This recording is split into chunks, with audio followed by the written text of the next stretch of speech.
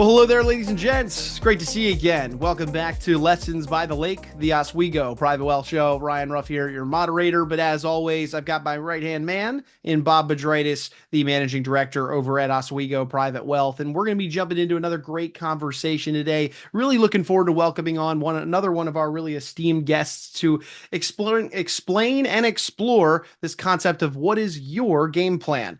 Today's guest, we've got Paul Menig joining us, and Paul is the founder of Business Accelerants.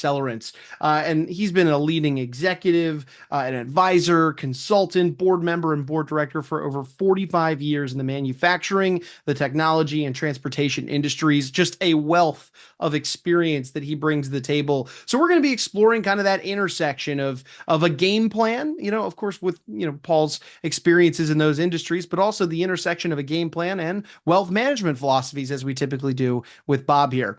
But before we bring Paul out and get into the nitty gritty of his life, his world, his expertise, let's say hi to Bob. Bob, good to see you this morning. How are we doing? I'm doing well, Ryan. I hope you're doing the same. Yeah, can't complain. Always a good time when we get together, Bob. Bob, so we got Paul Menig. I just mentioned 45 years of experience in that manufacturing, technology, and transportation industries. Set things up for our audience. Why'd you want to have Paul onto the show and dive into this idea of a game plan? Well, thanks, Ryan, for that. When I met Paul, I think I met a kindred spirit. Paul is a squash player and a tennis player, two sports near and dear to my heart. And as we all know when it comes game day, it's all about execution.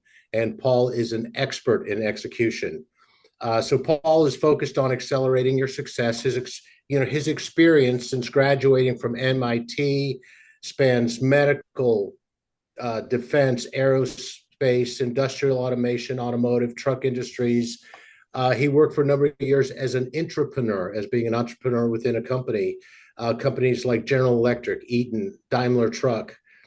In the last dozen years or so, Paul has been a consultant to several hundred startups and family-owned enterprises, small-cap public companies, and he took and condensed all of this experience that he has, and it's all condensed and captured in his book, Accelerating Start to Finish: Align the Seven Forces for Business Success.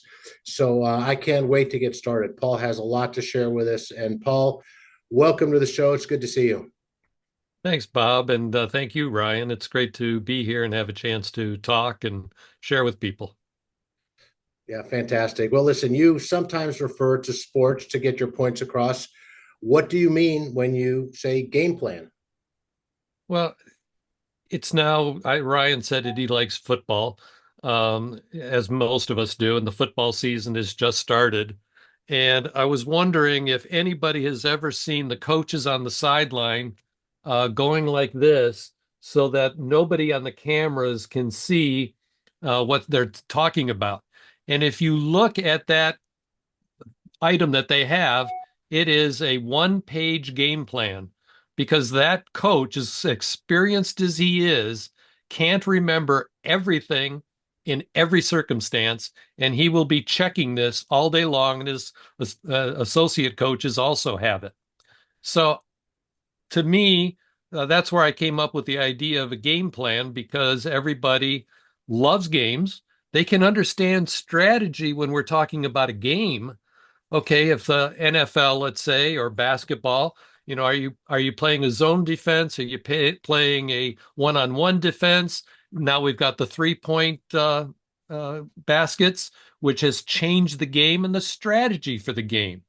So people can understand strategy when they talk about a game, but when they get to talking about their business or their personal wealth, they just, what do you mean strategize? I don't know what you mean by a strategy.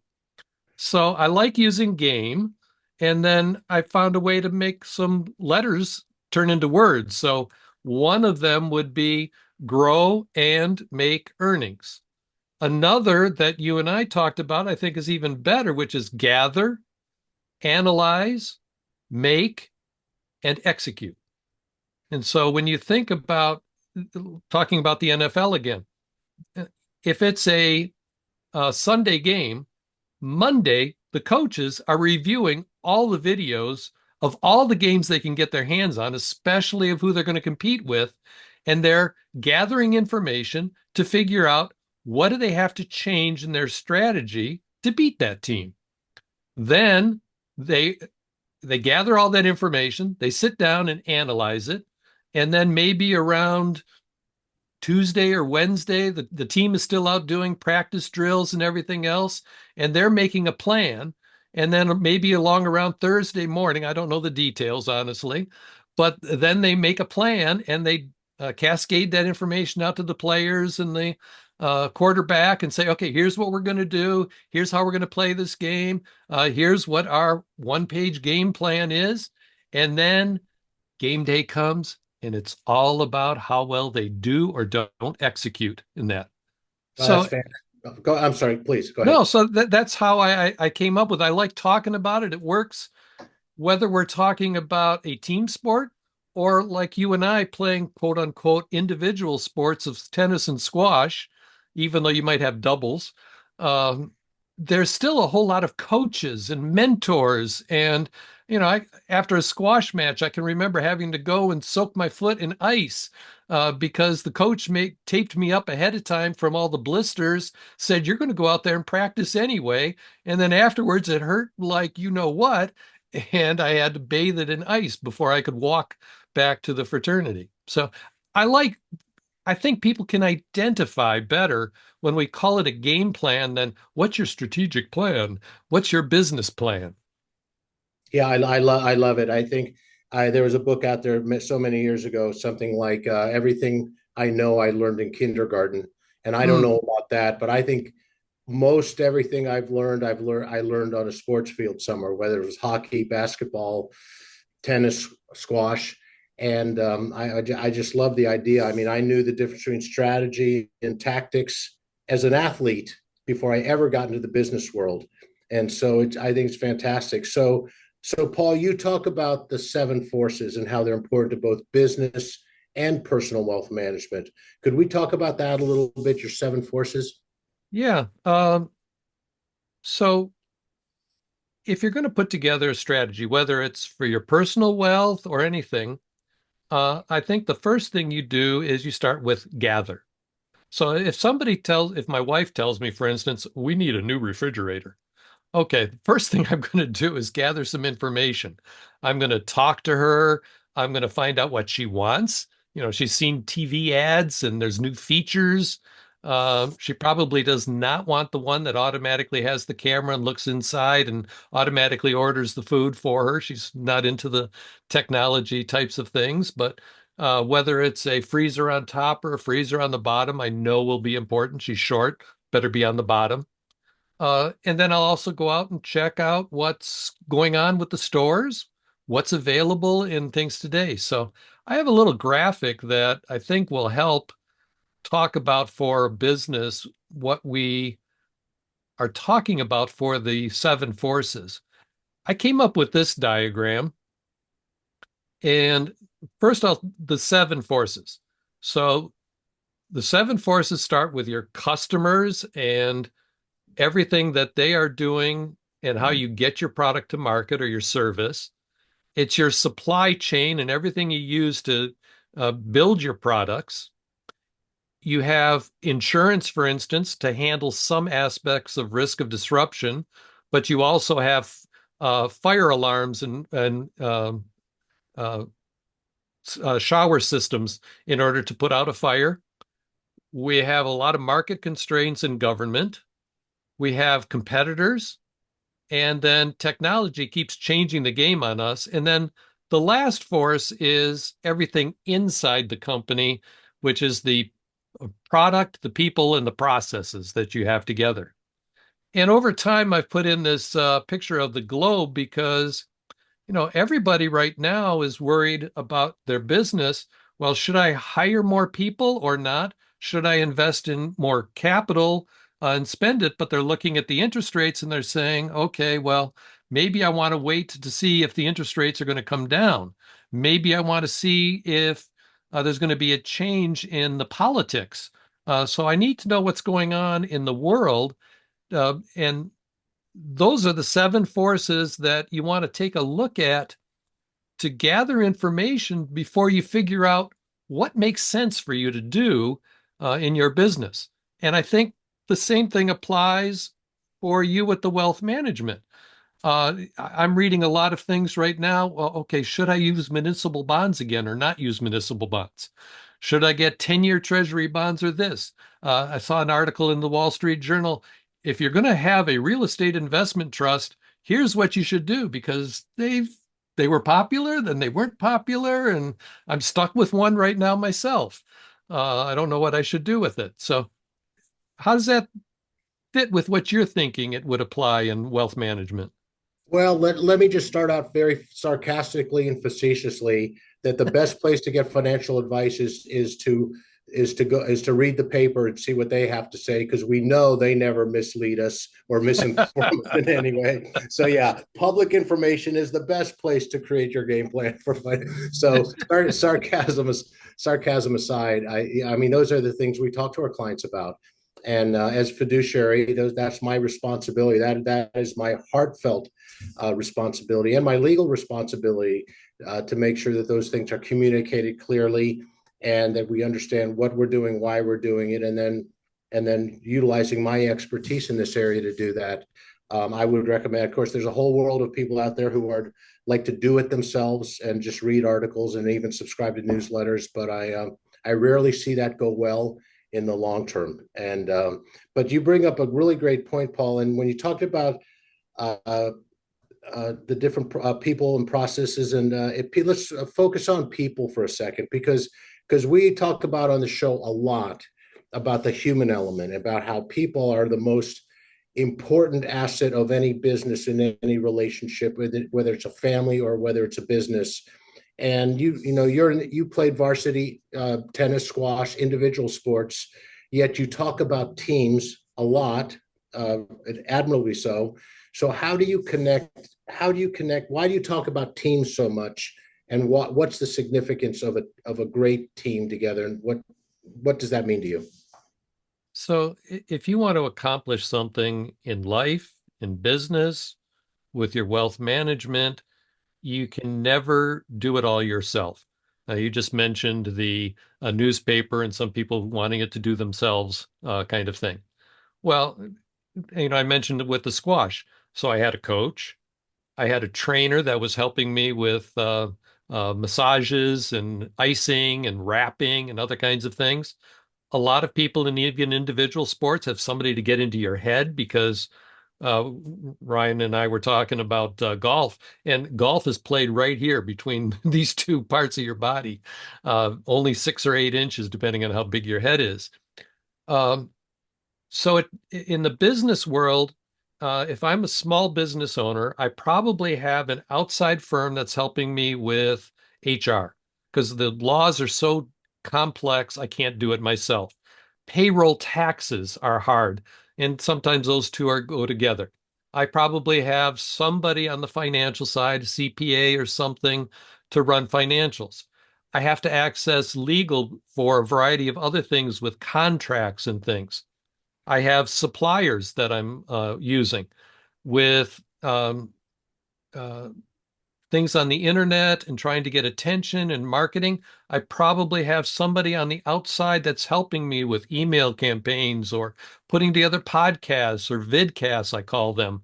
Uh, so there's a lot of people that make up that team that's in your business. And the same thing with when we're in a sport of any sort. And you said something that rhyme that fit me pretty well when you said we always learned a lot from that. Most people, when they get later in their life, they still remember some assistant coach or something that was just a parent who told them something that made their life and they remembered it for 40, 50, 60 years. So No, that support in the teams make a big difference in our lives. yeah, you're absolutely right. I mean, I still think back to one of the best life lessons I learned from one of my assistant coaches. Wasn't even the main coach. Was if you're not 15 minutes early, you're late. And in fact, he had instilled a principle where if you were late, within the 15 minutes early or just flat out late, well, you didn't play that day. You weren't a part of the team. You missed out on the action, and you learned pretty quickly that the importance of being a part of that team and one of those great life lessons. So funny you mentioned that. Another thing about teams, though, is they become peer pressure for you to perform. You become a member of that team and you don't want to disappoint the others on that team. So even at Daimler Truck, we had stand-up meetings every Monday where we had to report on how things were going against what our plans were for the previous week. And you did not want to miss, you did not want to disappoint others. You often had to work with those other peoples to accomplish something. So that that team atmosphere makes it so that 1 plus 1 equals 3 because they work together and create something greater than themselves. So uh, that's why I like the aspect of teams. Yeah, me too. I absolutely. Paul, you've done so many amazing things in your career. You've helped hundreds of companies, large and small. Um, what's driving you to help others now? What is your why? Uh, have you ever heard of Simon Sinek? Yeah, absolutely. Yeah. Okay, so in 2009, he did a TED Talk, which is available online on YouTube. You can find it. And he talked a lot about whether it's business or you personally, first find out what drives you, why you want to do something. Then you can figure out how to do that. And then you can figure out what you want to accomplish in your life. So somebody worked with Simon Sinek for a number of years and reduced it all into an application on your iPhone that allows you to, it's like a lot of tests we've all taken, uh, but I find it goes just a different place. It goes deeper into my mind and my soul than those that look at what is your typical behavior that you can observe on the outside. So this system tells me that my why is that I always want to see a better way of doing things. I'm searching for it, and I want to share that and improve everybody as a result of that. I have this knack for being able to see the complexity, much like you would. I don't understand your world with all the different options for wealth management and tax avoidance and everything else that's out there. You and I both take that complexity and we simplify it down for somebody and make it understandable in some fashion. And then once I've been able to make it simple for somebody, then it's clear and we can decide what actions need to be taken, what the strategy needs to be, because it's a lot clearer now. So my way is a better way, finding a better way and sharing it, simplifying things and making it clear so we can take action together. Yeah, I know when you and I first met way back when, Paul, I know, and I've done a lot of work on my why, a lot of Yeah. work on my why. And I remember when you sent me a link to that website to take it, and of course, and I did, and it was wonderful because it was such a clear path, and it just confirmed for me exactly the work I did. It was spot on. It was exactly true. And part of my why, like yours, we're kindred spirits in that aspect too. I like to take the complexity and bring it down to simplify it, not make it simplistic, but to simplify it to make it understandable that we can, going back to the game plan, to execute it. Because you could have a very, very complex and complicated moving parts in your game plan, but fundamentals matter, and we need to get simplify it too. We see that in we have a presidential debate coming up, so I'll date this Yes. podcast a little bit. And I think if anyone who's ever debated, if you go in there with 101 ideas in your head, boy, that could be a rough debate for you. You have to have some key points that you want to get across. When you give a speech, same thing. You need some key points, and when you have a game plan to execute, you cannot have the oxymoronic. We have 27 priorities. Uh, very oxymoronic because by definition, uh, priority should be singular, couple at the most. You can't Well, have and 27. and that's why in my background working in industry and developing new products, um, it's not just a 1 year game plan or a 1 day game plan. At places like Daimler Truck, Daimler Truck has a goal for 2039 right now.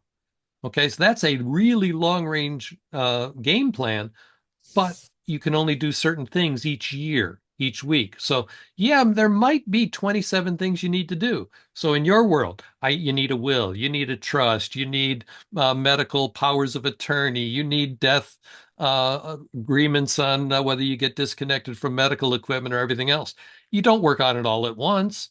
You do one, then you get that done and you do another. And even before that, going back to the game plan where the gather, the first thing you're going to ask a client is what is important to you? What do you see? What do you envision for the future?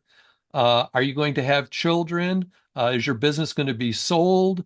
What's going to go on? And that will then help set up that step-by-step plan that you come up with that becomes your game plan that you refer to every step of the way. And if something changes, somebody dies unexpectedly, there's a divorce, in business, it's a partnership that goes awry and you have to disassociate with one another, uh, then the game plan changes and you have to go back and adjust things. Yeah, I think it was Mike Tyson who said everybody has a game plan until they get punched in the mouth. Yep. Yep. And I think there was a So, military guy that said something similar, about a military plan not surviving the first engagement with that the makes a enemy. lot of sense. So then when you engage with a company, Paul, how do you uncover the most important areas for a company to focus on for improvement? So I have a tool that you might be very familiar with because you're also an exit planner. And I've had the opportunity with some of my clients to go through the dreaded due diligence for an acquisition. It is horrible. Some of the lists are, I've got one list that's like 285 questions. What are your contracts? Where are your registrations? All these other things that have to be done. Well, this tool will look at 25 areas of importance to a company and how well it is able to sustain its profits, to grow its profits, and to grow the value of the company over time. And that includes such things as how well are you doing with a leadership team? Do you have somebody that can step in and give you a month off from vacation and not have you answering texts every 5 minutes asking for directions? What do you have for a defensible market that you are going after? I love working with small companies that say, well, there's no pizza joint within 5 miles. So, that's great. But what other eating establishments are there that they might go after? Have you thought about that in the thing? Um, do you have the resources, the capital resources? So there's 25 areas that deal with your ability to create profits, your ability to grow, and the ability to create value in your business. Value frequently comes from, do you have defined processes written down that you can train somebody else to do? Uh, for instance, if I die, my wife is up a creek. Yeah. Uh, but my son, you know, can come in, but I've not even done as good a job as I should do of documenting all of the passwords, all of the approaches, where the things are located and stuff. We've told him over time, but really, I need to do a better job of writing it all down and putting it in a secure place, both in hard copy in the safe, hard copy in a lockbox, in his hands, as well as perhaps somewhere out on the internet that's protected. So Yeah. that tool is called Clarity. It's available at the top of my website to get started to do a self-assessment. I find people who do a self-assessment, sometimes they're harder on themselves than they should be, and sometimes they're a little too lax on themselves to get a real feel for what's done. And once you've done that, you can obviously go a step further. There's some deeper questions you can get into. There's some valuations that can be done. I hope that gives you some idea of how you can do that. No, that does, and you're also getting back into the human element and how your team can operate. I have found in my experience that many entrepreneurs are very driven, very charismatic, and can just have such natural abilities to do things. But but you really only have a sustainable business, in my judgment, once you systematize that business and communicate those systems. And I believe those things need to be in writing, and I think you do too. Yes, absolutely. In fact, I'll go a step further. I think they should now be visual more often than not. I needed to replace a faucet cartridge on it was a Moen faucet in the bathroom. Okay, well, how do I do that? I was thinking I would take this apart and I put a new washer in there is all. Oh no. I went on YouTube. Somebody was nice enough to record step by step for my particular faucet or faucet style how to replace this thing. And oh no, it's not a 5 cent washer that I might pay $1 for. It was a $50 cartridge that I had Mm. to install, but it took no time at all. That's the kind of training that we need, and especially with our computers. And it can all be recorded very easily. There are systems to record exactly what you do with your steps on your keyboard, what you do with your mouse, what you click. If only all those applications people would stop changing their software every 6 months so that you That's have to funny. re-record it. Funny.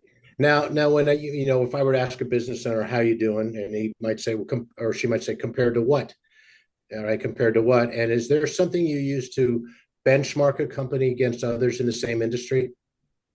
I would say that I typically find three sources for information, depending on the complexity of the business, the size of the business. I did, you may be familiar with this. If I'm dealing with some of my score clients that have Main Street businesses, just to give them an idea for comparisons, I have this book. Are you familiar with it from your exit planning at I all? am not. I am not. No. Okay. I don't recommend that they go buy this because it's like 150, 200, probably $250 now. And even though this says 2017, it's still accurate enough. And it gives details on profits, sales, manpower, and a variety of other things by NAICS, North American Classification System, for people. So that's one resource I'll use. The other is I don't know if you're familiar with the Risk Management Association. They have reports that they can generate by NAICS as well that are available. And banks use those when you're looking for a loan. They will use that to see how your application compares to the best in the breeds kind of thing.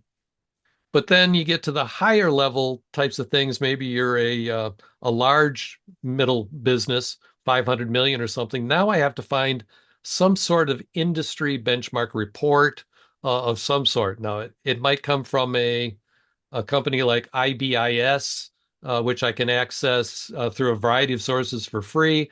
They're so. And then sometimes I'll actually have to go out and buy a $5,000 report that has been very specific to that particular market to find where the opportunities are and what's going on. So those are the three major ways I'll help benchmark somebody against their peers.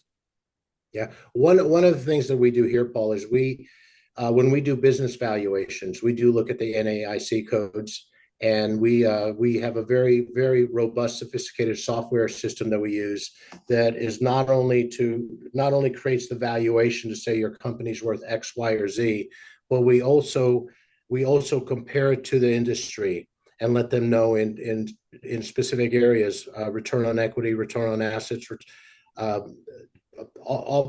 we have 10 dials, and we will also compare them to the industry and say you're above average, you're at average, you're below average.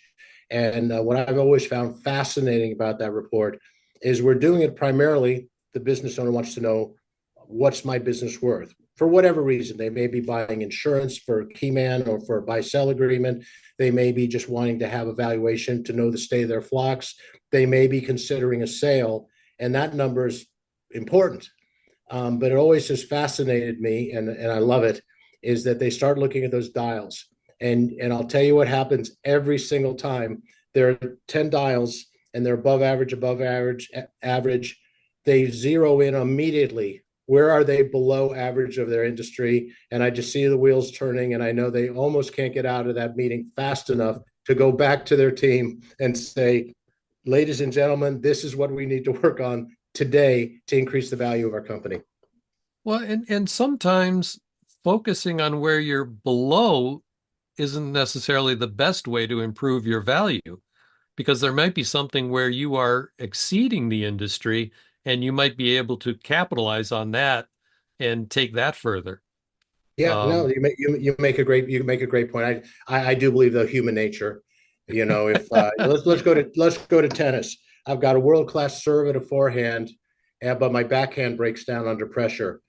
What am I going to work on? Just make my forehand even more world class, or am I going to maybe spend a little practice time on my backhand to get that up to speed? Right. well, I'll stick with that too. And how many people have you seen learn to exceptionally well run around their backhand on a court now? The uh, players today are very different than what you and I were when we were in our teens. uh, I thought of another source that I use for comparing things and helping people understand where they are. Um, they'll think they're growing, for instance, and I'll have, just simple. What has been the growth overall of GDP? How are you doing against GDP? So many people thought they did well from 2010 with the Great Recession through 2020, the start of the pandemic. And if you look at it, they never raised prices. Their costs went up, and they were actually, yeah, the revenue was up. Their profits were down below the industry just because they weren't keeping pace with the economy in general. I particularly like being in the truck industry. I like PACCAR. Up in Seattle is their headquarters. They make the Kenworth and the Peterbilt trucks. Uh, they keep track of a lot of things, and in their annual reports to the public, they show how they compare against other public companies. And that does remind there's some financial resources online where you can create your own stuff for public companies and do tracking all kinds of statistics. Alpha sites is what I'm thinking of that I've used. And I'll take a private company and say, okay, you're in this business. Well, let's find a couple of public companies that you would say are in your same sort of business. Let's take their public information and compare to your private information. mm, that's really interesting. I one last question that I have for you today, Paul, is you and I have talked in the past about you're a big advocate that private companies should have a board of advisors or a board of directors. What do you see as the value of having a board of directors or board of advisors? Uh, in many ways, it goes back to the team. What I'll often see in a small company or even in a large company is the guy that's in charge has some background. Often I've learned because of their ability to work with people, people who come from sales will do a great job of getting to the top of a company. Now, they may not be very good with the financials. They may not be very good with the legal. They may not be very good with the engineering. So obviously within their business, they have the CEO, and then they have, the chief engineers or the senior vice presidents or whatever it might be, reporting to them. The board is another place for them to go to get expertise in other areas, in other industries, perhaps, to help them with being able to handle all of the issues that they have tactically as well as strategically for their business. There's somebody out there that has been through that, done that, that knows a different aspect of business and what to look out for. And public companies have that. Nonprofits have that.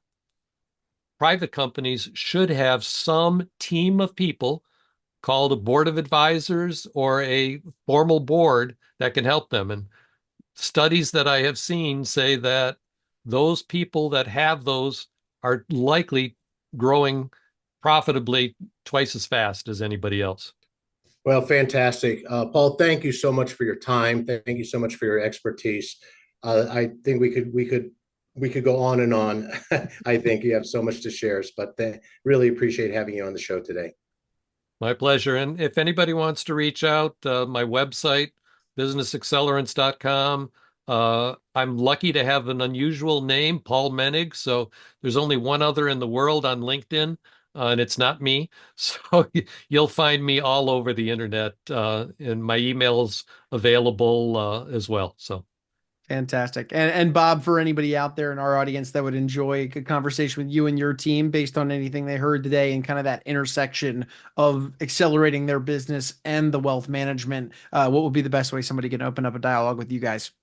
Yeah, thanks, Ryan. Yeah, please go to our website, oswegoprivatewealth.com, and you can engage with us there, including scheduling a time to talk. And I'd love to talk to anybody who found this conversation interesting and maybe wants to talk a little bit more about it. Fantastic. Well, gentlemen, appreciate both your time there. That'll do it for today's conversation. So, folks, we're going to take a final moment and thank you, our audience, for carving some time out of your busy schedules to be with us and join us on the conversation today. If you enjoyed today's discussion with Paul Menig, you learned a thing or two surrounding this idea of a game plan, well, make sure you hit that subscribe button on whichever platform you checked us out on today so that you don't miss out on any of these great conversations where Bob and I explore wealth management concepts or bring on one of our esteemed guests and dive into their unique expertise so that you and yours can benefit from it. Before Paul and Bob, I'm Ryan. We're going to go ahead and say so long now, but we appreciate you stopping by and being with us on Lessons by the Lake.